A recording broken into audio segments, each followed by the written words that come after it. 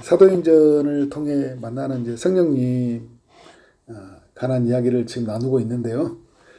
오늘은 이제 성령이 충만한 집사들에 관한 이야기를 좀 나눠보려고 합니다. 초대교회가 점점 커지면서 구제의 문제가 생겼거든요. 히브리파 성도가 있었고 헬라파 출신의 성도들이 있었는데 그 중에는 좀 가난한 사람들이 있잖아요. 성도 중에는. 그들에게 필요한 거를 공급해 주려고 하는데 어느 한쪽으로 이렇게 기울어지는 거예요. 우리는 공평하게 한다고 했지만 정작 받는 사람 편에서 볼 때는 왜 우리한테는 조금 주고 저쪽에는 많이 주냐 이렇게 생기잖아요. 근데 이런 이야기를 계속 그 사도들에게 와가지고 이거 어떻게 했냐 이렇게 또 되니까 사도들이 지금 말씀을 전해야 되고 기도해야 되는데 정신이 없어요. 저도 교회 생활을 해보면 이렇게 말씀과 기도에 전무해야 되잖아요, 목사가. 근데 막 여러 일들이 생기면 정신이 없을 때가 있어요. 그러면 그때 그 은사를 가진 사람이 그 어떤 역할을 해주면 내가 말씀에 기도에 또 공동체 전체를 살피는데 집중할 수가 있거든요. 그런 의미에서 교회의 일꾼들이 필요해요. 그때 이제 사도들이 일꾼을 세워야 되겠다. 집사 7명을 세워야 되겠다. 근데 그 집사를 누구로 세워야 되냐? 오늘 말씀에 보니까 성령과 지혜가 충만하여 칭찬받는 사람 7명을 세우자. 성령이 충만한 사람, 지혜가 충만한 사람. 그리고 누가 봐도 어떻게 해요? 하나님이 세운 사람으로서 인정될 만한 그 칭찬받는 사람인 거예요. 이런 사람이 교회에 섬기는 일꾼으로 세워졌으면 좋겠다. 우리 교회도 작년에 6월 달에 그 안수집사 6명, 7명이죠. 한 분은 이제 가셨으니까. 그리고 권사님 6분을 세우셨어요. 교회 전체가 말씀과 기도, 하나님 중심, 예배 중심, 그 다음에 말씀 중심으로 갈 수 있도록 교회 일꾼들을 세운 거예요. 그래서 각각의 자기 일들을 감당함으로 말미암아 교회는 어떤 공동체가 되냐면 예배 공동체로서 하나님 앞에 서는 거죠. 그런데 중요한 게 있어요. 교회 공동체가 이렇게 일 잘하는 사람들만 먼저 세우면 교회가 될 것 같은데 안 되더라고요. 교회 봉사 많이 했어. 막 은사가 있어요. 그러니까 세상적으로 보면 막 노래도 잘해. 뭐 체력도 있어. 돈도 있어. 그러면 교회에 그런 사람들 있으면 교회 일 잘 될 것 같잖아요. 아니에요. 성령으로 충만한 사람들이 있어야 돼요. 성령으로 충만하다는 것은 하나님으로 충만하다는 거거든요. 하나님의 관점으로 봐요. 모든 거를. 내가 하고 싶어서 하고 내가 잘해서 하는 게 아니에요. 하나님이 어떻게 보시냐에 따라서 보고 그리고 하나님이 내게 요구하시니까 하는 거예요. 내 마음이 좋아서 순종하고 싶어서 할 수 있을 것 같아서 하는 게 아니에요. 하나님이 내게 요구하셔서 하나님이 내게 말씀하시니까 하나님의 은혜가 너무 크니까 무엇보다 내 안에 계신 성령님이 그 일을 하게 하셔요. 이렇게. 그래서 여러분 교회에서 제일 중요한 건 뭐냐면요. 성령이 충만해야 돼요. 목사도 성령이 충만해야 돼요. 그리고 세워진 우리 직분자들도 있잖아요. 성령이 충만해야 돼요. 많이 느껴요. 저도 직분자도 리더들도 있잖아요. 교사들도 성령이 충만했을 때와 성령이 충만하지 않았을 때 공동체 분위기가 달라요.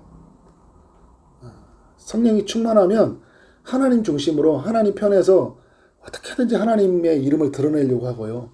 하나님에 의해 쓰임받는 걸 굉장히 기뻐합니다. 그런데 성령이 충만하지 않으면 다 힘들어요. 이것 때문에 힘들고 저것 때문에 힘들고요. 그리고 안 된다는 것도 많아. 이래서 안 되고 저래서 안 돼요. 회의론자가 되고요. 비관론자가 되고요. 그리고 다른 사람들에게 탓을 많이 돌려요. 환경 탓. 난 이래서 못합니다. 난 이게 안 돼서 안 돼. 이렇게 가버려요.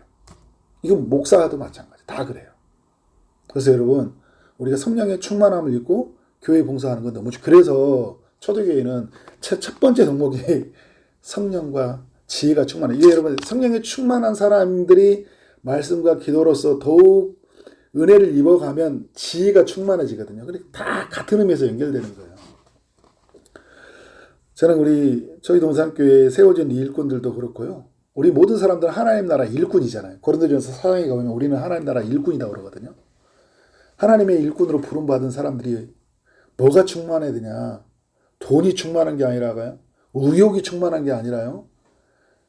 내 안에서 성령이 충만해져야 돼. 그래야 가정도 섬기고 내 일도 섬기고 교회도 섬기는 거예요. 그래서 보니까 제가 써놨잖아요. 성령이 충만한 사람들은 어떻게 사냐. 이 에베소서에 보면요. 말씀을 뭐라고 하냐면 성령의 검이라고 이야기해요. 성령의 검. 그래서 성령이 충만한 사람들의 특징은요. 하나님 말씀을 가까이 해요. 그냥 펴면 말씀을 펴니다. 말씀 앞에서요. 말씀을 듣는 걸 너무 좋아해요.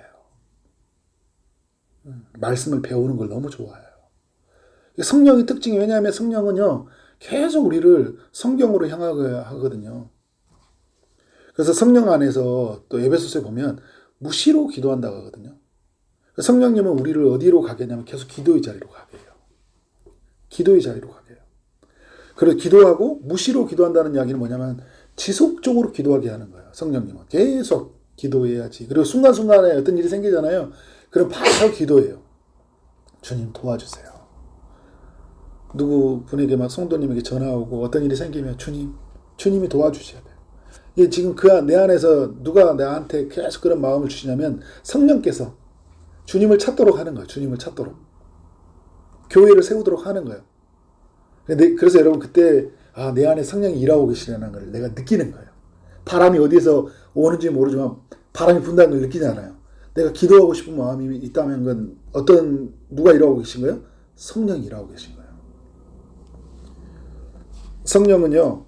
예배드리는 것을 기뻐해요. 우리 에베소서 또 그렇지만 요한복음의 4장에 보면 예배할 때가 원하니 하나님 영이시니 그죠? 예배하는 자는 영과 진리로 예배하라 이야기하잖아요. 무슨 말이냐? 성령으로 말씀으로 예배하라는 이야기거든요.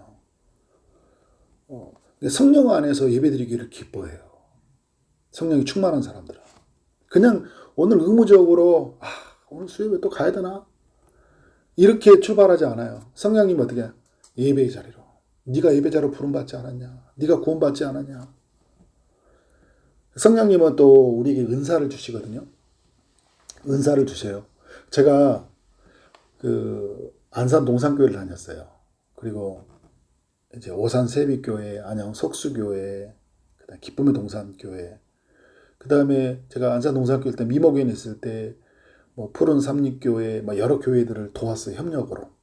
평신도 때. 그런데 제가 이렇게 교회를 여러 군데를 보고 섬겨오면서 보면서요. 교회마다 저희 역할이 다르더라고요. 교회 때. 그건 무슨 말이냐면 성령께서 그 교회에 저에게 은사를 부어주세요. 초지동산교회에서 제가 담임으로 있을 때 쓰는 은사가 달라요. 그리고 시대마다 때마다 달라요. 코로나 때 저희 역할과요. 코로나 이후에. 하나님이 은사, 그러니까 할 수 있는 그 재능과 기능을 주신다라는 거예요. 그리고 우리 어미사님도 그렇지만 아팠을 때 나가는 것과 이제 치유되고 또 아이가 자라면서 내가 교회에 쓰여지는 게 다르잖아요. 이제 이렇게 주일학교도 갈 수 있는 것들이 생기고 같이 지금 예배 자리도 서거든요. 이전에는 음악의 재능을 가지고 계신 분이었지만 상황이 안 돼. 얘들 아프고 본인도 아프고 하면서 이 일을 할 수가 없어요. 오롯이 그냥 나의 몸을 지금 지켜내는 게 그때 중요했어요. 그리고 다른 사람들은 또 집사님이 할 수 있도록 다른 역할들을 한 거죠. 무슨 말이냐? 어떤 상황과 때마다 하나님이 나를 다른 역할로 쓰게 하신다라는 거예요. 성령이 하셔요, 성령이. 그러면 우리가 하는 거 뭐냐면 성령께 내어드리는 거예요. 내어드리는 거. 주님, 이때 이 순간에 나를 받으옵소서. 나를 받으옵소서. 근데 오늘 이렇게 보면 리더십의 형태도 보니까요. 주도하는 사람이 많이 있어요. 근데 내가 성격이 주도하는 성향이야. 근데 내가 들어가면 어떤 일이 생기냐면 자꾸 싸움이 생겨요. 근데 하나님이 또 그 공동체에 들어가서는 뭐 하냐면 아주 잠잠하게 아무 말 없이 뒤에서 묵묵하게 일하는 스타일로 가게 하셔요. 근데 어떤 데를 갔더니 아무 말 없어. 나도 별로 말이 없는 사람인데 내가 계속 막 웃겨야 되고 막 막 살펴야 되고 막 해야 돼. 하나님이 내 안에서 어떻게 해요? 공동체를 일으켜주는 역할로 나를 또 사용하셔요. 그러니까 성령께 내가 할 수 있는 거냐면 계속 내어드리는 거예요. 주님, 저를 사용하소서. 저를 사용하소서. 성령이 충만한 사람들은요, 특징이 내어드려요. 그리고 이제 성령이 충만한 사람들은 주는 기쁨이 있어요. 주는 기쁨. 그렇게 내어드린다고 할 때 왜 기꺼이 내어드리고 주냐면요, 이건 내 것이 아니라는 생각을 가지게 해요. 소유의식이 이게 내 게 아니야. 섬기면서 더 주는 기쁨이 있어요. 근데 성령이 충만하지 않으면요, 내 것에 매우 집착합니다. 잊어버리면 어떻게 하지? 이거 주면 나 굶은 거 아니야? 아니야. 성령이 충만하면 줘도 괜찮아. 굶어도 괜찮아. 저 사람 살면 더 좋아. 이런 마음이 생기는 거예요. 그 성령이 충만하면요, 겸손해져요. 아주 중요한 특징입니다. 아주 겸손해져요. 내가 아닙니다. 주님이 하셨습니다. 당신이 저보다 훌륭합니다. 누가 자존심 깎아내리면요, 당신이 훌륭하니까. 이게 나를 무시해? 나한테 이렇게 함부로 해? 두고 봐. 나도 한마디. 이렇게 가지 않아. 성령께서 우리의 마음을 겸손하게 하셔. 예수님의 마음을 품게 하셔서. 성령님을 힘입어서요, 공동체를 세워가요. 그러니까 이 초대교회에 세워졌던 7개 집사가, 7명의 집사가 했던 일이 뭐냐면 공동체를 세워가는 일이거든요. 그런 고아들, 가부들을 돌보죠, 자기들이. 그리고 또 하면서 어떤 일이 생길까요? 그러면 사도들이 말씀과 기도에 전무하게 되는 거예요. 그러니까 교회 공동체가 어떻게 된 거예요? 온전하게 세워가는 거예요. 여러분, 우리 직분자도 있고 리더들이 이렇게 되었을 때 아주 중요한 거예요. 공동체를 세워야 돼요. 공동체를. 직분자가 되었는데도 내 중심으로 살면 안 돼요. 철저하게 공동체를 세워야 돼요. 공동체를. 나의 편리를 따라 내가 좋아하는 거 하고, 내가 이러면 직분자로 세워졌다는 것은 그걸 내려놓은 거예요, 이제. 나 중심에서 공동체 중심으로. 하나님 나라 중심으로. 그래서 이 리더로 세워진 사람들의 특징은 뭐냐면 공동체 중심으로 나아가요. 그래서 자기 중심성이 아니라 하나님 나라 중심으로 간다는 거죠. 그래서 여러분, 이렇게 가는 사람의 특징이 뭐냐면 자기를 부인해요. 나를 부인해요. 그래서 죄와 싸워요. 그러니까 내 마음대로 살고 싶은 나 중심으로 살고 싶은 나, 그죠? 계속 우리는 그런 내가 있잖아요. 오늘도 쉬고 싶은 나, 그냥 내 욕구대로 하고 싶은 나, 이런 나와 어떻게 해요? 계속 싸워요. 근데 성령이 그런 것과 싸우게 하셔요. 그래서 뭘 하게 하시냐? 하나님의 마음으로, 하나님의 일로 모든 사역들을 하게 하신다는 거예요. 이게 여러분 성령이 충만한 사람들의 특징이에요. 그럼 우리가 이제 이런 고민이 생기는 거죠. 어떻게 하면 성령의 충만함을 입을 수 있냐라는 거죠. 그래서 근데 여러분, 우리가 알아야 될 게 뭐냐면 하나님의 은혜로 성령이 충만함을 입는다. 이걸 알아야 돼요. 성령이 충만함은. 그러면 목사님은 성령 충만하니까 좋겠습니다. 집사님은 성령 충만하면 좋겠어. 나는 성령이 안 충만하던데, 이런 전제는 뭐냐면 내가 뭔가 이게 은혜로 이루어진다는 걸 모르고 뭔가 내가 어떤 그럴 만한 이유가 됐기 때문에 저 사람은 성령이 충만하다, 이런 생각할 수 있다는 거예요. 여러분, 이 생각을 깨트려야 돼요. 성령은 은혜로 주어진 거예요. 은혜로. 네. 그러니까 목사이기 때문에 성령이 충만하고, 그 다음에 오늘 초신자였기 때문에 교회 처음 다니다가 예수 믿은 지 얼마 안 됐어요. 이 사람은 성령 충만한지 아니에요. 모두에게 은혜를 주셔요. 다르게 말하면요, 목사도 성령이 충만하지 않을 수 있다는 거예요. 근데 교회 처음 나오고 예수 처음 믿은 사람은요, 성령이 충만할 수 있다라는 거예요. 이게 있어요, 다. 그러니까 이건 은혜예요, 은혜. 그래서 은혜로 주신 거예요. 내가 은혜로 구원받은 것처럼요, 성령도 어떻게? 은혜로 받는 거예요. 성령이 충만도 어떻게 된 거예요? 은혜로 되어지는 거예요, 은혜로. 그러니까 여러분, 우리가 그럴 수 있어요. 은혜로 되어지니까 어떻게 하는 거예요? 은혜로 되어졌다는 것은 조건 없고 자격이 없다는 거잖아요. 그러니까 내가 뭐라는 거예요? 성령을 구하는 거예요. 어제 삶이 형편없었어요, 어저께. 그럼 이런 생각이 들잖아요. 야, 네가 지금 하나님 은혜를 구해? 네가 성령이 충만한 거야? 아니에요, 여러분. 오늘도 어떻게 하나님, 저 너무 연약하고 살아왔어요. 저에게 성령을 부어주세요. 그러면 어떻게 해요? 성령은 제가 예전에 그런 말을 썼잖아요. 바람처럼 불처럼 임한다는 게, 그 힘든 막 분노의 감정, 짜증의 감정, 막 무기력함, 막 이런 걸로 가득 차 있는데요. 성령이 바람처럼 우리에게 임하셔서 이런 걸 다 밀어내버려요. 근데 언제 그러냐는 듯이 막 기뻐. 감사가 돼. 살만해. 어저께까지만 해도 난 죽는다고 그랬는데 오늘 살만해. 어저께까지 나는 아무것도 못하고 하는데 오늘 다 맡겨주세요. 이런 거예요. 이게 여러분 성령이 충만해지는 거예요. 은혜로 되어지는 거예요. 근데 은혜로 되어진다고 할 때 하나님이 은혜의 그 방편들을 뭘로 주셨냐면 말씀과 기도, 예배 이런 걸 주셨거든요. 그러니까 우리가 이런 거예요, 여러분. 성령이 충만하면 말씀, 기도, 예배의 중심, 그 다음에 공동체 중심 이렇게 나아가요. 겸손해져요. 그런데 또 반대로 내가 말씀과 기도와 예배 가운데 서 있잖아요. 그러면 다시 성령이 충만해. 이걸 이중작용이라고 그래요. 그러니까 내가 요즘에 너무 힘들고 무리하고 힘들잖아요. 그러면 말씀의 자리에, 기도의 자리에 이렇게 가만히 앉아 계세요. 예배 자리에. 그러면 하나님의 성령이 내 안에서 그 바람처럼 임하시고 불처럼 강렬하게 임하셔서 어떻게 내 마음을 어떻게 해요? 씻어주시고 그리고 죄로 물들어 있는 것을 태워주시고 그리고 기쁨으로 감사로 그런 마음으로 우리를 넘쳐나게 하셔요. 그래서 여러분 이 예배의 자리, 기도의 자리 너무 소중한 거예요. 네, 너무 소중한 거예요. 그래서 우리가 이제 성령의 충만한 사람은요, 제가 3번에 성화된 삶으로 변화된다 했죠. 성화된다는 것은 거룩해진다는 거거든요. 거룩해진다. 성화. 그러니까 이건 좀 더 다르게 말해준다면 예수님 닮아간다는 이야기예요. 성령을 계속 충만해지잖아요. 그러면 내가 예수님을 점점 더 많이 닮아가요. 그래서 성령이 9가지 열매를 맺어요.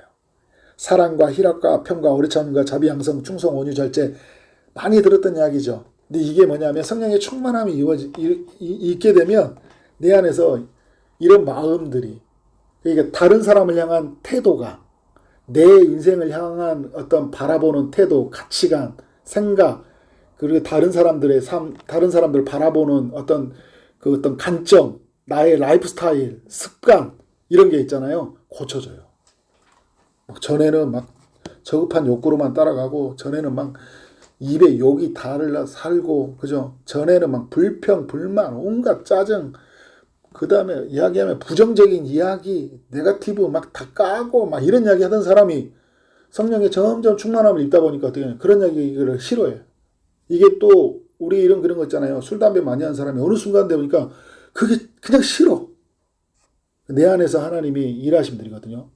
정서적으로 욕구적으로 불만족이 되고 불안한 것들을 성령으로 채워주시니까 다른 게 그런 게 싫은 거예요. 그런데 여러분 저급한 말도 있잖아요.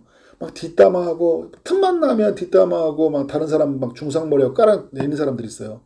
그런데 여러분 이게 성령이 충만하잖아요. 그러면 이런 이야기가 안 나와요.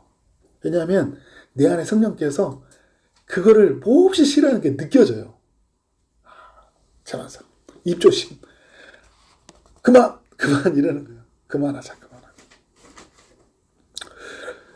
여러분 6장에서 성령 충만한 7명의 집사가 세워졌는데 이 7명의 집사가요. 7장과 8장에서 놀라운 일을 합니다. 이 7집사가 두 사람의 이야기를 소개해주고 있어요. 첫 번째 집사는 스데반이에요. 이렇게 세워졌던 스데반이 사내들이는 공회의원이 있죠. 유대 최고의 종교기관이에요. 최고의 권력자들이에요. 이들이 예수님이 십자가를 못 박아 죽인 사람들이거든요. 근데 이들 앞에 가서요. 담대하게 복음을 전합니다. 성경을 펴서 그들에게 강론을 해요. 성령 충만한 집사가. 그러니까 여러분 우리 이렇게 생각할 수 있어요. 말씀은 사도들이 전한다고 생각했는데 누가 전하고 있어요 이제? 집사가 전하고 있잖아요. 그러니까 말씀은 누가 전하냐? 어떤 직분의 사람이 전하는 게 아니라 성령 충만한 사람이 전하는 거예요. 성령이 충만하면 하나님의 말을 해요. 사람들 앞에. 말씀을 이야기해요. 근데 그 마지막에 말씀을 전하는데 사람들이 자기를 막 죽일 듯이 쳐다보고 있거든요. 근데 이 말씀을 다 전하고 나서 스데반이 하늘을 우러러 보는데 뭐가 보이냐면 55절 이제 말씀이 있어요. 성령 충만하여 그래 나오죠. 스데반이 성령 충만하여 하늘을 우러러 주목하여 하나님의 영광을 및 영광과 및 예수께서 하나님 우편에 서신 것을 보고, 그러니까 눈을 보는데 하늘이 보이는 거예요. 하늘에 하나님이 계시고 보호자 우편에 예수님이 계신 걸 본 거예요. 근데 여기 앞에 붙어 있잖아요. 뭐가 충만해요? 성령이 충만해요. 그래서 성령이 충만하면요, 남이 못 본 걸 봐요. 남이 듣지 못한 걸 듣습니다. 우리 송명희 씨 불렀던 노래 아시죠? 나 가진 재물 없으나, 그 노래 아시죠? 그런데 성령이 충만하면 남이 보지 못한 거, 남이 갖지 못한 거, 남이 듣지 못한 거를 어떻게 듣게 되고 깨닫게 돼요. 스데반이 보여주고 있어요. 다른 걸 봐요. 그리고 여러분, 그 자신이 본 걸 어떻게 해요? 담대하게 말합니다. 우리는 다른 걸 본다는 게 뭐냐면 절대적인 걸 보는 거죠. 영원한 걸 보는 거예요. 가장 높은 이상 가치를 보는 거예요. 그러니까 어떻게 하는 거예요? 말해주는 거예요. 야, 이게 진짜야. 너 이렇게 사는 거, 너 돈 벌고, 너 좋은 학교 가고, 너 그렇게 좋은 사람 만나서 결혼했어. 그래, 좋은 거야. 근데 이거 전부가 아니야. 하늘을 지으신 분이 있어. 이렇게 한다고 네가 하나님께로 가는 게 아니야. 인간은 다 죽어. 그런데 죽어서도 영원히 사는 길이 있어. 예수 믿어야 돼. 근데 이건 내가 본 거예요. 내가 들은 거예요. 근데 이 이야기는 예수 믿기 전에는 막 길거리에서, 저도 그렇거든요. 21살 때 교회 처음 다녔는데 길거리에서 예수전당, 불신조 막 외치는 사람이 있어. 아무것도 안 들어와요. 제가 얼마 전에 제 고향 친구가 전화 왔더라고요. 걔 지금 교회를 안 다니는데 저한테 그래요. 만석아, 너 그때 아냐? 생각도 안 나는데 그 친구가 옛날 이야기를 떠올리게 해주더라고요. 너 임마, 우리 친구 형이 전도사였어요. 전도사님이 왔는데 우리한테 복음을 전한 거예요. 그러니까 저희가 형을 얼마나 놀려버리는지, 형이 아주 기겁을 하고 막 가면서 우리한테 뭐라 하냐면 이 뱀새끼들이라고 가버렸어요. 그냥 마귀 새끼들이라고. 최만석, 너 그 형이 너하고 나한테 임마 마귀 새끼들이라 뱀새끼라고, 나 그게 친구가 말한 거. 근데 그때 생각이 나더라고. 안 믿어져. 아무리 말해도. 그래서 제게 성령이 임하고 은혜를 받으니까요, 완전히 믿어져요. 예수님, 그죠? 성령님, 하나님, 죽음 뒤에 부활, 그죠? 이 세상을 통치하시는 분이 하나님이시고, 다 믿어져요. 그러니까 못 본 걸 본 거예요. 듣지 못한 걸. 다른 사람들은 아무것도 안 들려. 우리가 이러잖아요. 오늘 예배를 통해 들려오는 하나님의 음성을 들으십시오. 그러면 뭐야? 뭐가 하나님의 음성이야? 이럴 거 아니에요. 그죠? 우리는 알잖아. 근데 이렇게 흐르는 이야기 속에 뭘 느껴요? 하나님 내게 말씀하고 있구나. 그죠? 들어요, 이게. 이게 누가 하시는 일이에요?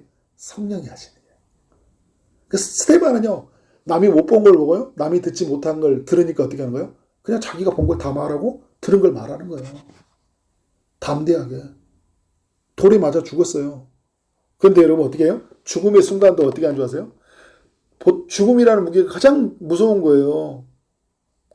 그런데 스테반이 뭐라고 하냐면 부르짖어 이르다 주 예수여 내 영혼을 받으시옵소서. 나 주님 죽습니다. 나 아버지께로 갑니다.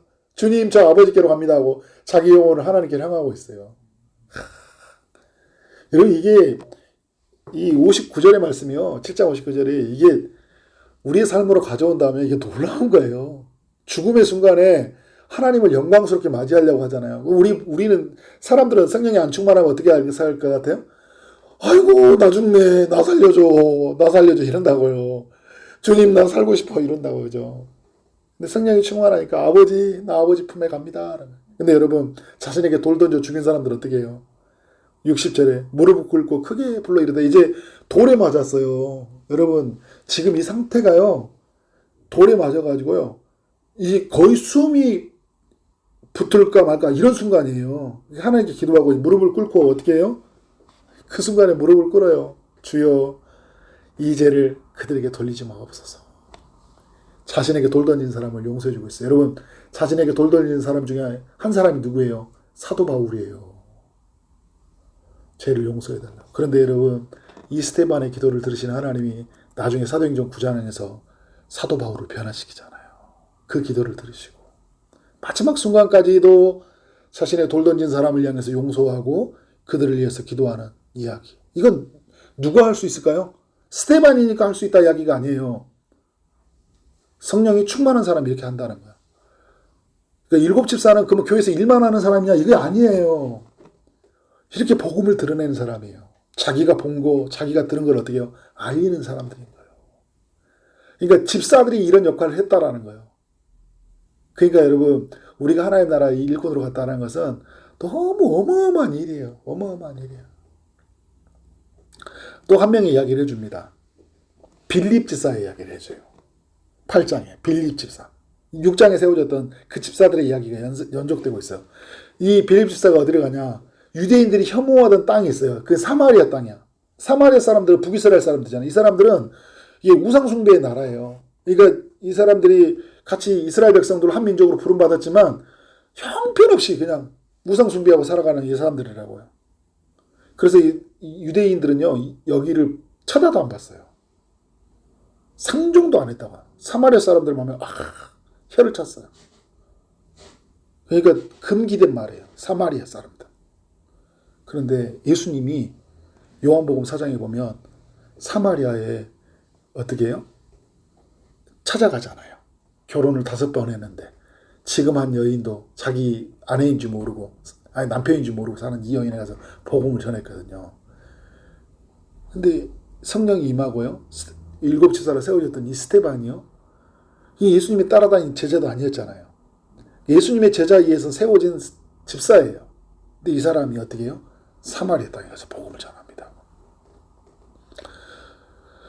네, 복음이 전하는데요. 8장 7절이에요. 내용을 8장 6절과 7절에 나오는 이야기인데 6절과 7절에 나오는 이야기인데요. 귀신 들리는 사람들, 중풍병자 있는 사람들이 낫는 역사가 일어나네요. 그 땅에서요. 그러니까 집사가 기도하고 나니까 어떻게 하는 거예요? 귀신이 떠나가고 병자가 치유되는 일이 일어나는 거예요. 왜? 예수의 이름으로 명하니까. 예수 이름으로 명하니까. 성령이 함께 하시니까 이런 일이 일어나는 거예요.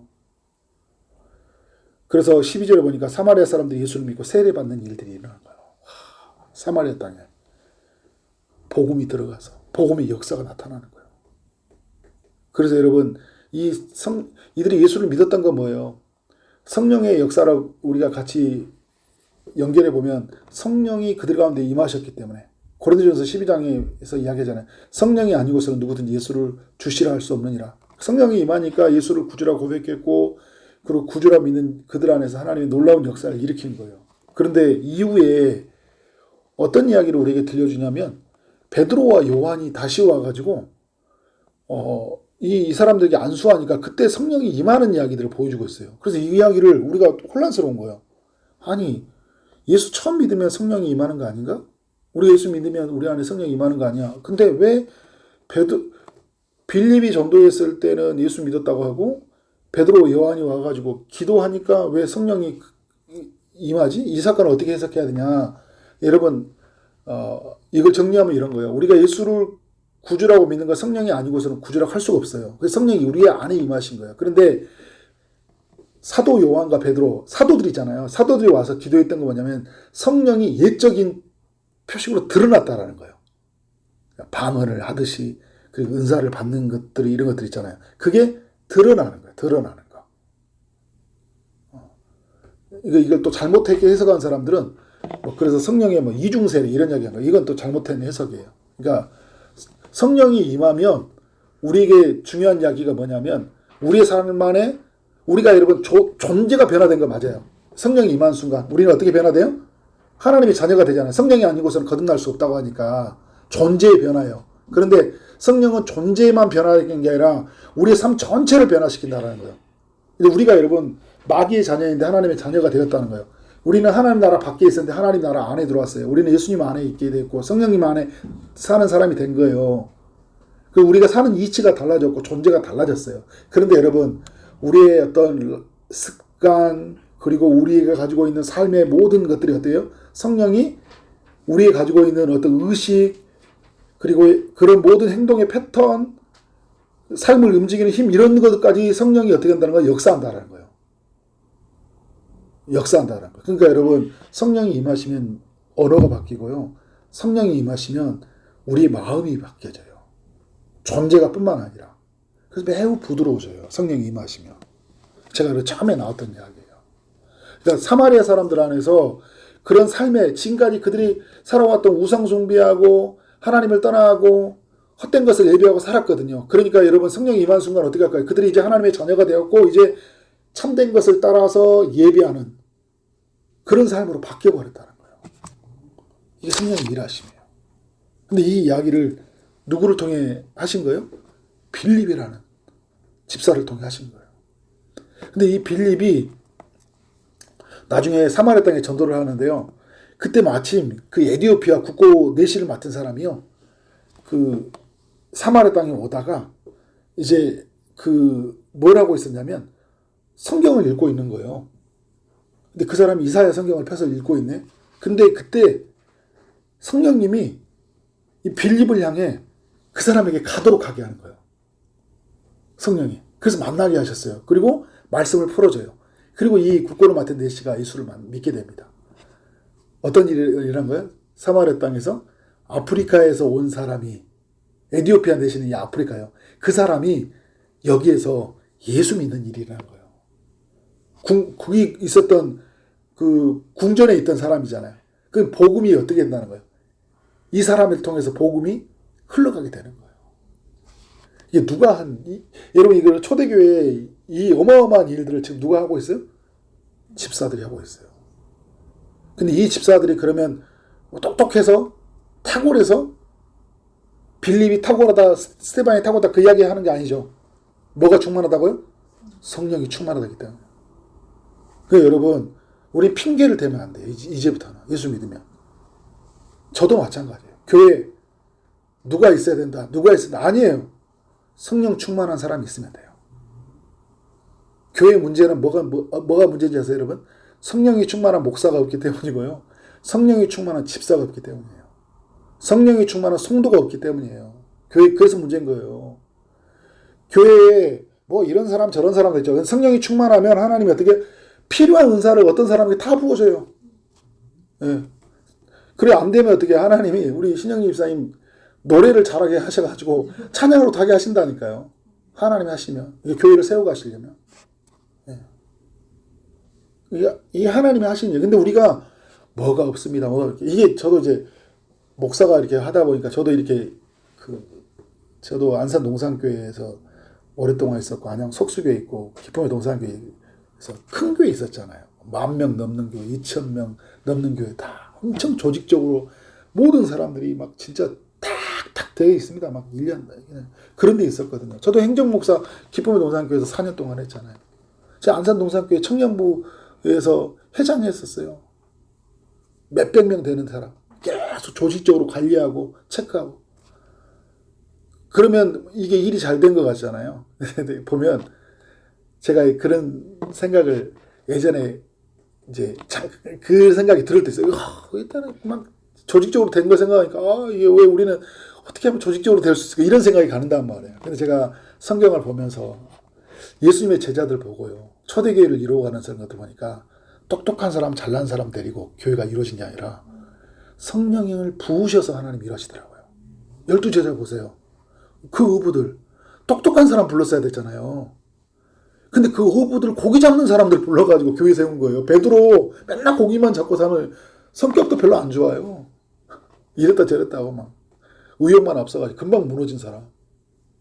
근데 그 사람 불러가지고 예루살렘 교회 지도자 세운 거예요. 그러면 뭘 보여주는 거예요? 베드로가 교회 세우는 게 아니라 하나님이 세워진다는데 하나님이 성령을 부으셔가지고 그에게 필요한 은사를 주시고 지도력을 주시고 그죠? 그래서 그의 언어를 성령으로 주관하셔가지고 하나님의 말을 전하니까 아니 베드로가 말할 때는 제가 업으로 있을 때는 누가 그의 말을 귀를 기다와 듣먹겠어요. 근데 성령으로 말하니까 사람들이 어떻게 돼요? 놀라운 변화가 일어나는 거예요. 그러니까 여러분 우리는 이제 누구 이야기하고 살아야 돼요? 성령님 이야기하고 살아야 된다. 그래서 우리 자녀들 다음 세대에게요. 무엇이 가장 중요할까요? 성령 충만한 우리 세연이 다임이가 되는 게 정말 중요한 거예요. 세상의 지식으로 채워지는 애가 아니라 하나님의 성령으로 충만한 우리 자녀가 되어서 어떻게 해요? 하나님께 그렇게 귀하게 쓰임받는 최고의 스펙은요. 성령 충만한 거예요. 최고의 스펙. 그리고 최고로 부유한 사람이 어떤 사람일까요? 성령으로 충만한 거예요. 이게 제일 부유한 거예요. 그래서 내가 성령 충만하면 다 가진 거예요. 다 가진 거예요. 다 가진 사람입니다. 성령이 충만하지 않는 것이 문제예요. 그죠? 그 성령이 충만하게 해서 우리 말씀 앞에 서고 기도하고 겸손하게 하나님의 성령의 인도하심을 받고 나아가는 삶에 든다. 그렇게 나아가는 우리 모든 공동체가 되기를 주의 이름으로 축원합니다. 아멘.